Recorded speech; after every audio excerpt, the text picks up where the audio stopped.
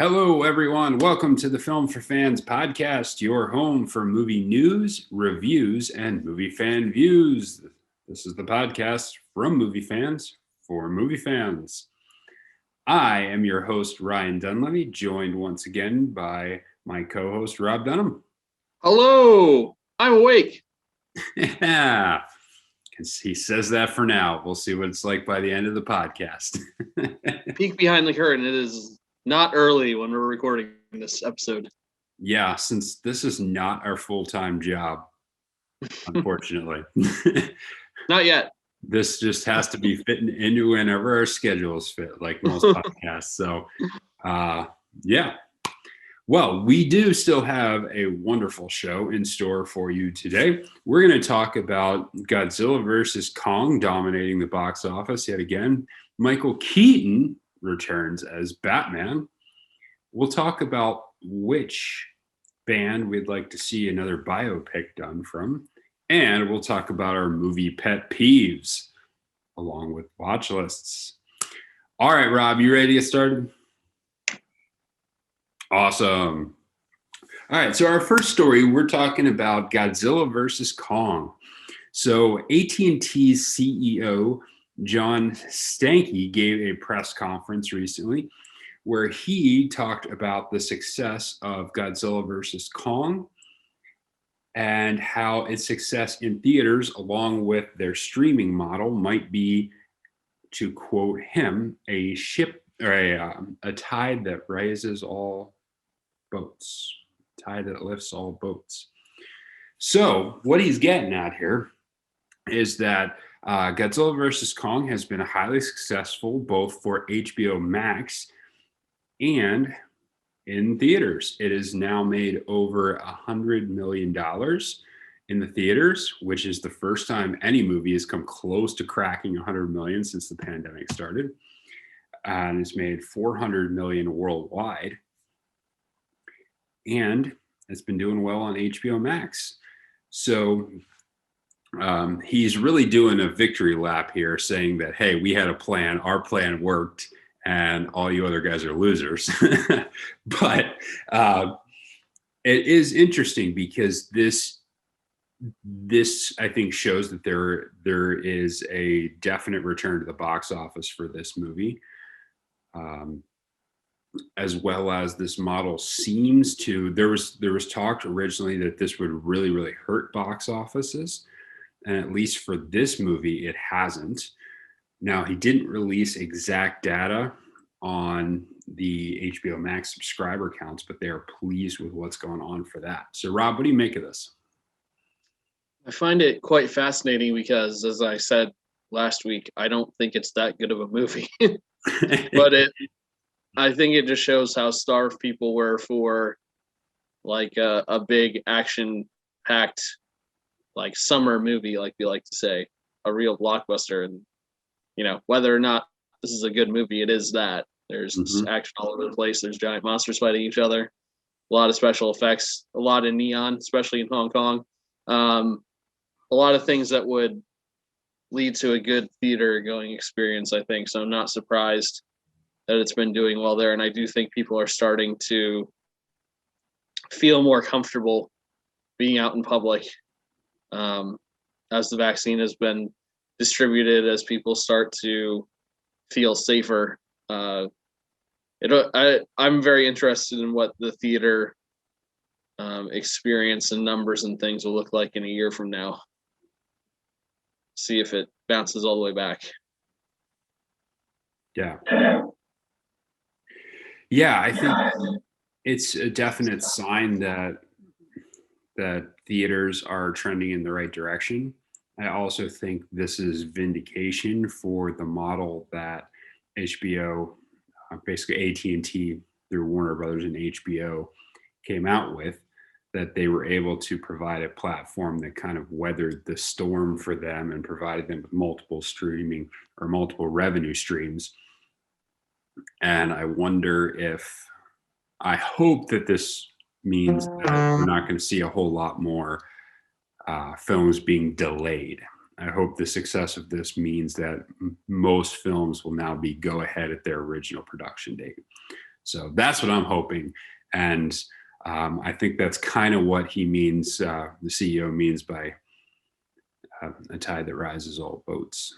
So, and they are getting money from people. I'm one of those people. I've watched it twice at home already. So people are using the service to watch the movie. And yeah. I think that this might be the, I guess Wonder Woman would be up there too. This has got to be close to being one of the biggest drivers to that so far. Mm-hmm. I don't think the one coming out in a couple of hours or an hour from now will be as big a force, but I'm excited to watch it. And for those of you who don't know, that's Mortal Kombat. Yes. Is coming out. And this is one of the other things that John mentioned in the piece, is that because they have a regular slate of movies scheduled to premiere on HBO Max, that's allowed them to retain subscribers because they know there's another thing coming out. So it's easier to justify continuing your subscription. Now, will that hold up long term for HBO Max? We'll see. But at least for now, there's incentive for people to continue subscribing to the service. My personal opinion is that it's worth subscribing to all the time, no matter what, based on the amount of quality content that they have. Yeah, I agree. I've had this subscription for quite a while now, and it is a staple.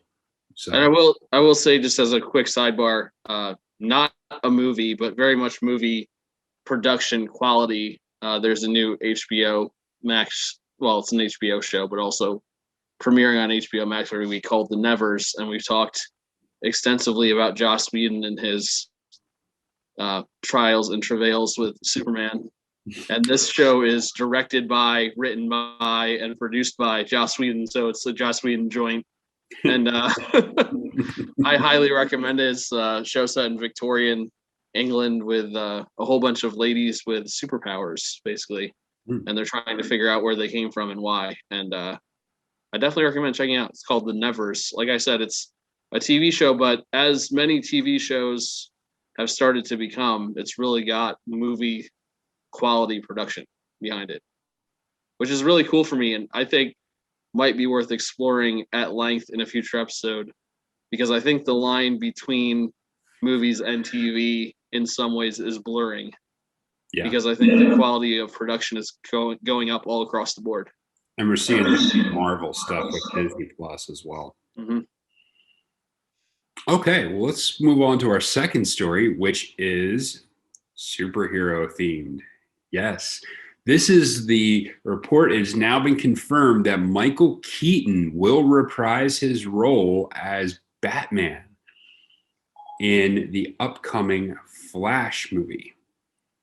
So this has been rumored for a while, but it was on and it was off, and nobody was quite sure whether it was going to happen or not. But is now confirmed. Michael Keaton, who played Batman in the first two Tim Burton Batman films, I think it was 88 and 91 or 89 and 91, Batman and Batman Returns, and he will be back, which is, I think it's great. Michael Keaton, I think, is a great actor.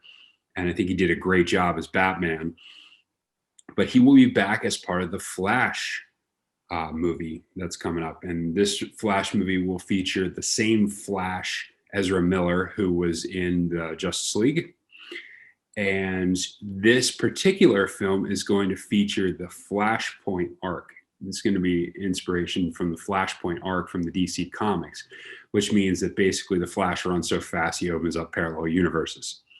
And that's how you're going to get away with Michael Keaton as Batman, even though you still have Ben Affleck as Batman, and you're also going to have Robert Pattinson as Batman here very soon. So this is how they're going to be able to get away with it.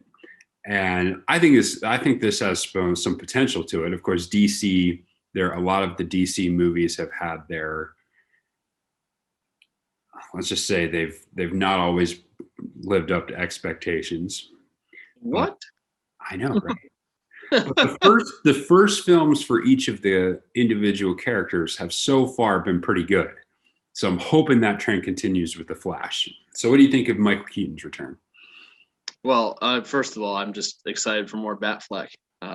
Yes. Really the real story here. It's kind of funny because the Snyder cut of the Justice League actually did make me appreciate Ben Affleck's portrayal of Batman a lot more than I did going into it. Yeah. I think that the way that that character was allowed to breathe in the Snyder cut really showed off more of his acting ability, which I think we did not see in the original cut of the Justice League. So I'm excited to see more of him, and obviously I'm excited to see more of Michael Keaton, and I really hope that they find a way to fit him into that ridiculous costume from those first couple of Batman movies again. And would it be too much to ask for George Clooney to make a surprise cameo? I know, right? And it was 1992 on Batman Returns was the last time he played Batman, and that's quite a long while ago. So we'll see. Yeah, also good. We need Clooney. We need Christian Bale. We need to get the whole gang together as maybe we can have a CGI Adam West show up. I don't know. And Val Kilmer. Don't forget Val Kilmer. Yes. Everyone always forgets Val Kilmer. Poor Val Kilmer. Well, Val Kilmer would. I mean, we need a special suit for Val. He's not looking as svelte these days. Or a very tight belt. But it is kind of funny considering he will be back as Batman since he played in Birdman, where he played a former actor who played a superhero trying to break back into the movie industry. So life imitating art, imitating life. It's the best way. It's the way it goes. All right. For our last story, I care about this story more for our discussion about it than I do for the story itself. Because it brings up an I'm utterly shocked by that statement. So Netflix is nearing a deal on a Kiss biopic. Yes, that is Kiss the band, the 70s and 80s. Well, I guess they're still around. Hair metal, makeup, clad band, Gene Simmons, Paul Stanley, Ace Frehley, those guys. Yeah. So Netflix is nearing a deal to create a biopic called Shout It Out Loud about the band Kiss. So that's interesting in and of itself. We've seen recently that some of these biopics have done well. We've seen a bunch of them, actually. There's been Bohemian Rhapsody. There was, I forget the one about Elton John was in there. Rocket Man, yes. And I know there's been a couple others. I'm blanking out on which ones they've been recently. But now it looks like we might be getting one with Kiss. And they're still touring, actually. And apparently that tour got interrupted, and they're talking about they have a big finale. I think it's New Year's Eve in Dubai. And so they're talking that maybe that will be a big feature in the upcoming movie. I was never a big fan of Kiss. Did you ever listen to Kiss? Is that? I mean, if you're a sports fan and not a fan of We Will Rock You, then I might have to revoke your sports fan credentials. But other than that, I'm not really a huge Kiss fan. Yeah, because that's not actually a Kiss song. So, yeah. Okay. So the question, the thing is here, the reason I brought up this story is I want to see what bands we think there should be biopics for.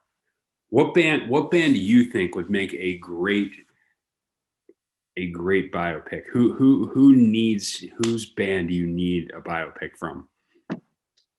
There's only one answer to this question for me, and it's U2. Ah, yes. Okay. Because I think that, they've had books written about them. They've had a whole lot of other things that have come out about them, but not really like a full-length movie. They've had some documentary stuff done, but not a movie dramatically. And I think that it might be hard to accomplish that when they're still around. and they might be around forever. So I don't know if this movie will ever happen. This is true.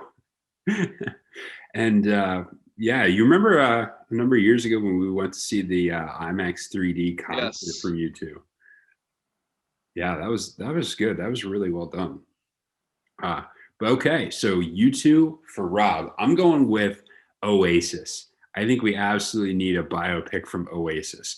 Those guys are insanely popular. Two brothers. They can't stand each other. They couldn't stand each other pretty much the entire time they were a band. And so I think if you had a good biopic on those guys, you would get tons of drama, lots of entertainment.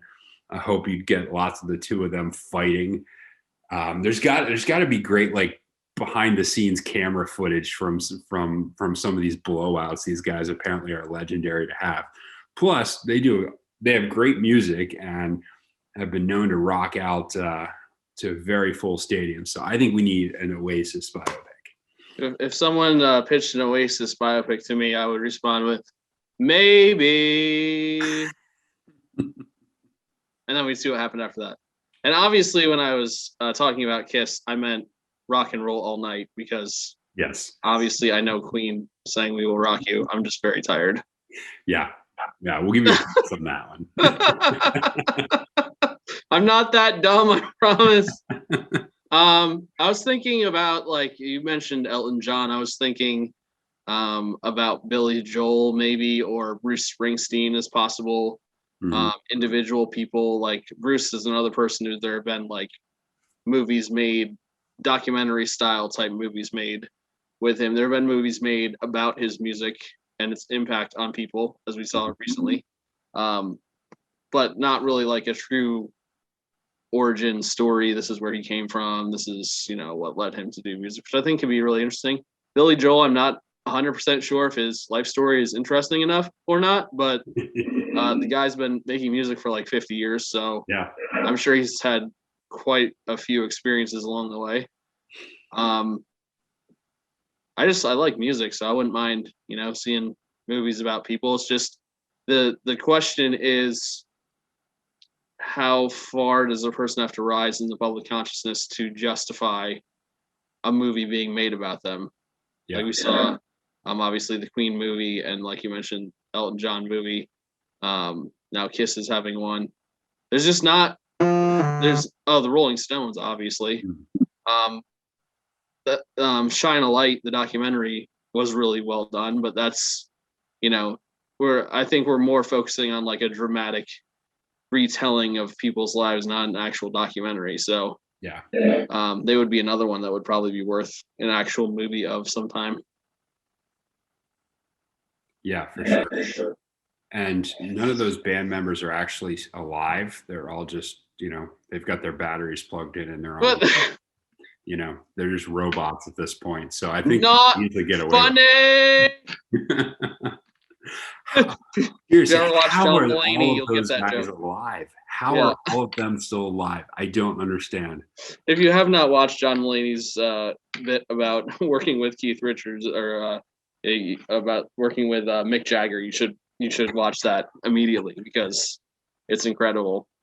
Because he had an interaction with him while he was a writer for Saturday Night Live, and yeah, it was good. It was good. All right, well, let's move on from that. Let's get to our discussion item for the evening. So this one I thought would be kind of fun. Movie pet peeves. Things that bother us that have anything to do with movies. So we're talking about movies themselves. It could be something about actors or actresses. It could be the movie industry, theaters, anything movie related. What are our pet peeves? So we have a few pet peeves in store. So we'll go back and forth on these. Rob, why don't you start? Give us one of your movie pet peeves. I mean, the most obvious answer to this question is that there's just not enough Nicolas Cage. Not enough Nicolas Cage in the public spotlight. And I would like to quote directly from the liner notes of his newest movie, which is now available at Redbox, called Willy's Wonderland. And I'm just going to let this speak for itself as to why we need more Nicolas Cage recognition, because in this movie, Nicolas Cage plays a quiet drifter who was tricked into cleaning up an abandoned family entertainment center haunted by 8 murderous animatronic characters. And the fact that this is not a blockbuster is just a tragedy of epic proportions. How could a movie like this go straight to video? I don't understand. No, that's seriously, he's underselling himself on this. And it is called Willy's Wonderland. In case you somehow have not heard of this masterpiece, I would advise you to go watch it immediately. How about you? So my first one is very specific. It is the fact that nobody in any movie ever, and this applies to TV shows too, has ever actually taken off a necklace. Every single time they just yank it. Every time they just yank the necklace. Nobody ever like unclasps a necklace in a movie. Anytime they go to remove one, it's always yank. This is not how necklaces work. This is not how necklaces work. They're not pull toys. Sounds like a very, very Jerry Seinfeld take on movies. But it's always bothered me. Every time you see it, like whether it's a dead person, whether someone's going, it's just always a yank the necklace off every single time. Well, now I'm going to watch movies specifically for how they remove necklaces just to find examples proving you're wrong. Yeah. I wonder if it's one of those things where it's like it just takes too long and you don't want to see an actor like messing that up. Kind of like how you never see, people on TV watching TV that much. That is very specific. I got to give you that. Very specific, yes. Maybe my actual real most annoying pet peeve is, and it's caused me to have an overcorrection in my own life, which has annoyed my wife at times. But kids who won't be quiet in the movie theater is something that has always driven me insane. Yes. And for that reason, like I didn't take my kids to the movie theater until they were like at least 5, because I wanted them to know that they weren't going to make noise when they start to make noise. Like I have taken my son out of the movie theater before after maybe he's made like 2 small sounds. I was been like, you didn't have to do that.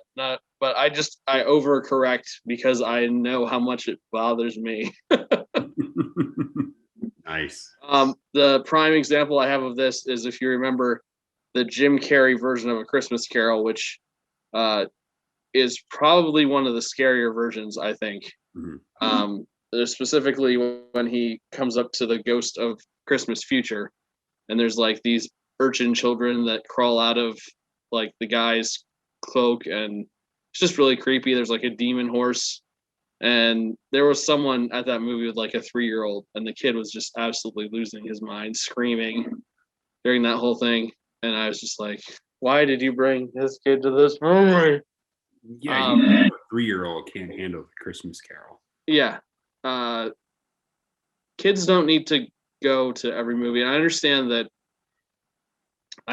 the limitations and difficulties sometimes in finding someone to watch your kids, but especially now, I think with the ability to watch a whole bunch of stuff at home, like you can live without going to the movies for a little bit. Okay. So my next one is the award shows. The award shows for the movie industry are just awful. They are unwatchable. Between just the garishness and the tone deafness, and they've all decided that they're all incredibly well informed about politics. And so they've just become like, it's just a stain on the movie industry that these things are still around. I love movies. I love talking about movies. I love hearing who wins things. But these shows are awful, and they're insanely long. They're just terrible. Not to mention nowadays, like they don't even get the movies right.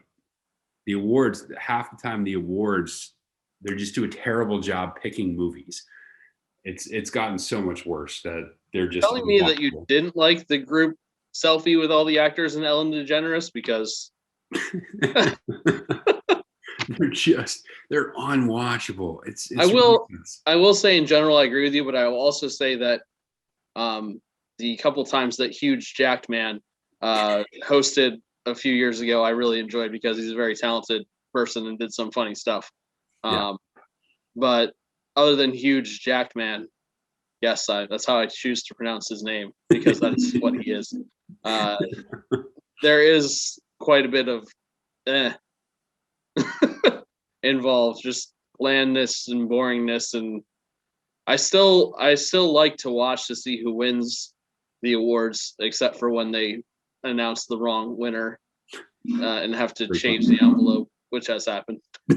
Yes. Yeah, I think that oftentimes the ones they do pick to win awards are not ones that the public would agree with, and that's just how it's going to be because I think they have their own standard and their own ideas and their own focus when it comes to choosing those things. Yeah. Otherwise, Nicolas Cage would win an Oscar every year. Yeah, I mean it's the whole like Michael Jordan, LeBron James thing. You just have to give it to somebody else every once in a while. Yeah, because you get tired of giving it to him. All right, you got another one? The cost of food at the movie theater. Okay, there it is. But just because I'm annoyed with it doesn't mean that it's not necessary because it's really how they make their money. So I can't be too upset about it, but at the same time, I don't like it. Yeah. And I don't know. I might have more of a struggle with this because I've personally just always been a person who does not feel right about bringing my own food. And I know some people don't have a hang up with that, but I have like a personal conviction about it, which is really annoying because I have taken my own food sometimes and then felt like guilty the entire night afterwards. So I just try not to do it, which leads to me buying like $5 boxes of candy every once in a while, which is annoying and stupid. Yeah, it's hard because especially when you go as often as we used to go, like you just can't buy things. You can't buy food every time. You don't have a household budget for food as much as you would have to pay to get food every single time. I think we both dealt with that when we first started.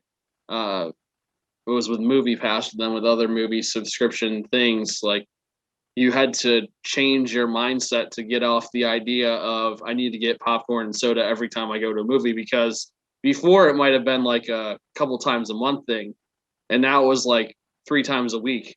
Yeah. You can't really afford to get something every time you go if you're going 3 times a week. Yeah. Yeah, it's true. So my last one is kind of 1 and 1A, and they're both related to the actual show times. The first one is since the pandemic started, when the movie theaters reopened, none of them have had the late shows, like the 9, 9:30, 10 o'clock shows, and those are the ones I most frequently went to because I like to stay up late. It means I can get all the stuff done I need to do. I can hang out with my wife, and then I can go to see a movie later in the evening. It was just such a convenient time to go to the movies for me. So the majority of the shows I went to were the late shows. And now it's harder to find the time to go because I'm always doing something in the evening, or I have something and I have to like specifically plan out, like, this is going to be what I do for the evening. It doesn't feel like an extra add-on at the end. So that's been a pet peeve of mine. So that's 1A. And 1B with that is the show times for premieres. There used to be one showtime, the midnight showtime, Thursday night, for big movie premieres. I feel like they've watered down the premiere over the last few years by having like Thursday at 5, Thursday at 7, Thursday at this, Friday.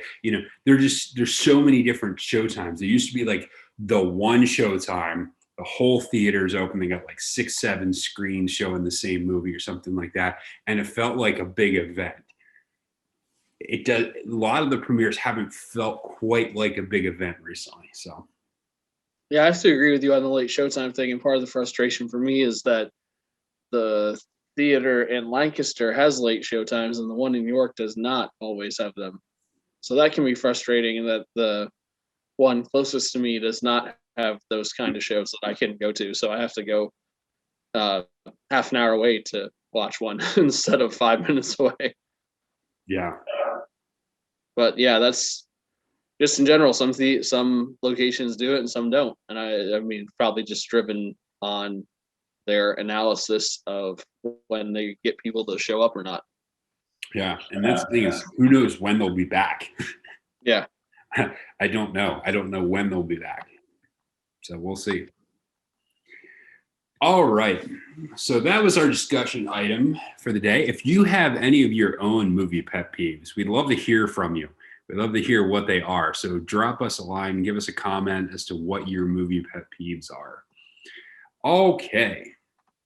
So we'll move on to the watch list. These are movies that we watched over the past week where we give you a brief analysis of what we thought about them.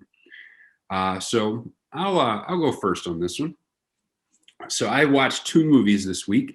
I watched Taking of Pelham 123, starring Denzel Washington and John Travolta.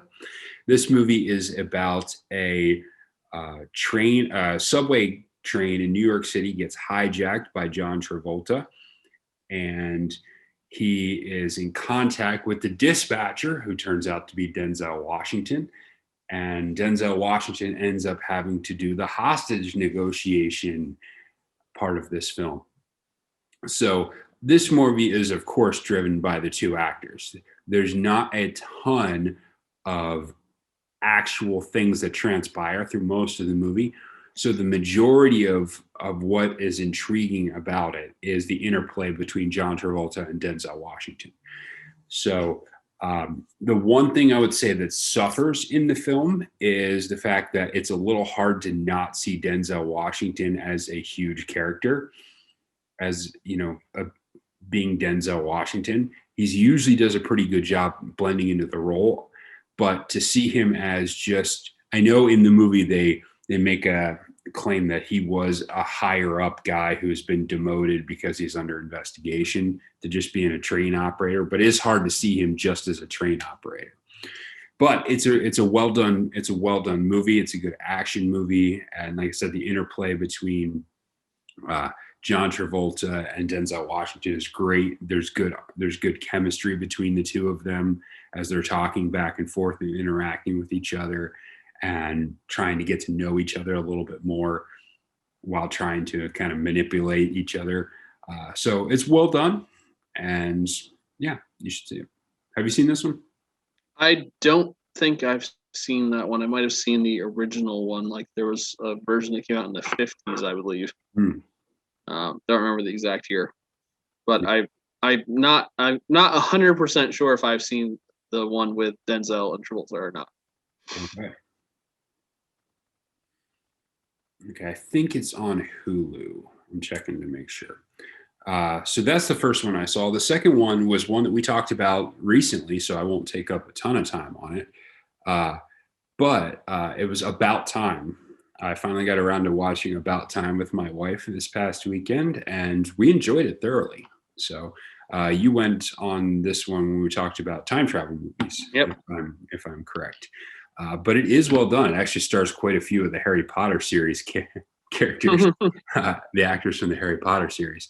But what I liked about this movie in particular, the basic plot is a young man finds out that the men in his family can travel through time, not to anywhere, but through into their own previous timeline.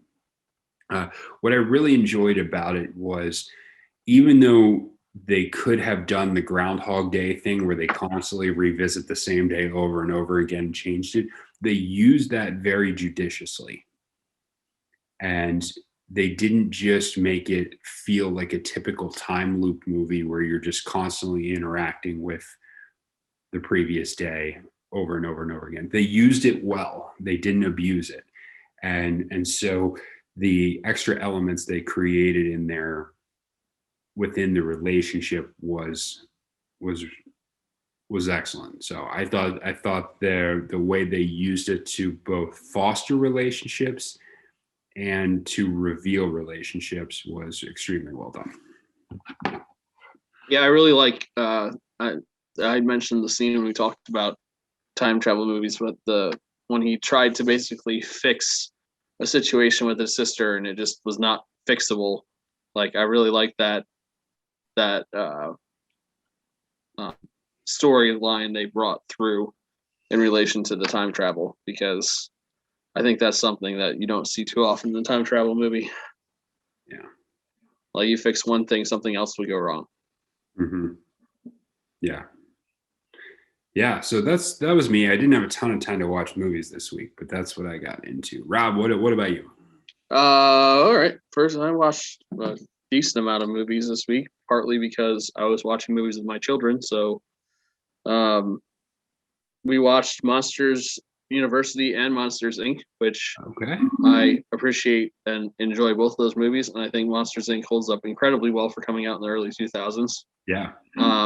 Monsters University tells some of the backstory, changes some of the backstory, I think. Like, it doesn't all line up with what happened in Monsters Inc. as far as where the character's background comes from.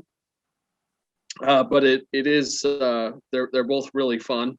The guy who directed Monsters Inc. also directed Inside Out, and the guy who directed Monsters University also directed Onward, which is a recent Pixar film. So they've both gone on to do bigger and better things with Pixar, and I enjoy the characters in both of these movies. So Billy Crystal and John Goodman are great as the two main monster characters, Sully and Mike Wachowski. And it's enjoyable to be able to share those things with my kids too. I like animation, so to be able to watch it with them and see them laugh and have a good time is really cool. I also watched with my kids a movie that came out in 2019 called The Kid Who Would Be King, which is a retelling of King Arthur and Knights of the Round Table, and involving teenagers realizing that they might be descendants of King Arthur, and how do they approach that? They battle against Morgana, and the depiction of Merlin is really cool. And Sir Patrick Stewart is actually in this movie as well as the old version of Merlin, which is kind of funny. They have a Merlin who's a teenager, but also Sir Patrick Stewart. So he goes back and forth, and he's also an owl. So he kind of, goes between those three states of being. The movie I wanted to spend the most time talking about is on Amazon Prime, and it's called Sound of Metal, and I would highly, highly, highly recommend you watch this movie. Stars Riz Ahmed. I don't know if I'm pronouncing that correctly, but hopefully close. And you could tell that he really poured his spirit into this movie, and he is phenomenal.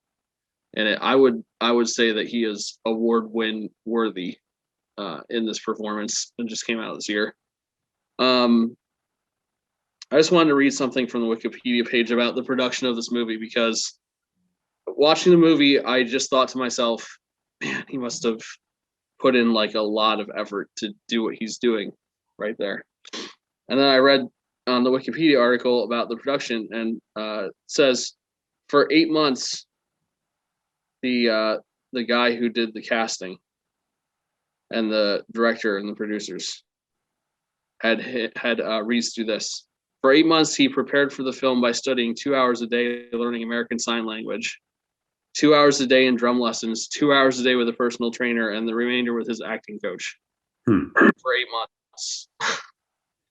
And it's incredible watching his performance. The movie centers around his character, and his character is a drummer in a metal band, and he suddenly loses his ability to hear. Like, it goes over the span of a couple days, just vanishes basically, because of his exposure to loud noise.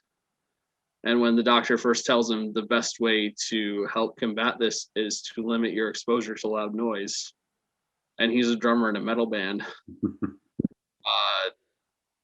it sets up like a real problem for him. And I found the movie moving and very empowering when it comes to people in the deaf community. And I've had the opportunity to know some of these people in real life. Had the opportunity where at my previous job to serve them several summers at a camp we had at school. So a lot of the things that I saw there, I have seen in person in real life. And the film is cast primarily with actual deaf people, which is very interesting and makes it feel very authentic and makes his performance feel incredibly gripping and realistic. He ends up going to this retreat and he can't even speak sign language. This has all happened to him so quickly. He has to learn sign language. He has to learn how to shut his mind off and just accept where he is in life and what's happened to him. It explores the idea of cochlear implant surgery and what does that actually mean. And he has to decide for himself if it was actually the right decision and worth it, or if it's better to not have that noise, which is a really interesting thing because he goes from wanting nothing but noise to wanting silence. And I think it's a real important lesson for all of us to think about. And it had a big emotional impact on me as well, because I think as a musician, one of my biggest fears has always been that I will lose my hearing. So to see it happen and see how it impacts somebody was very powerful. When an actor does such a good job that you kind of forget while you're watching the movie that he's actually acting, and it feels like he's doing everything that you're seeing in front of you, that's a special thing. And he accomplishes that in this movie. So if you have Amazon Prime, definitely check out Sound of Metal, because it's well worth it. Well worth it. Okay. All right. So now we'll close out with a recommendation. So this will be a film that we recommend to watch.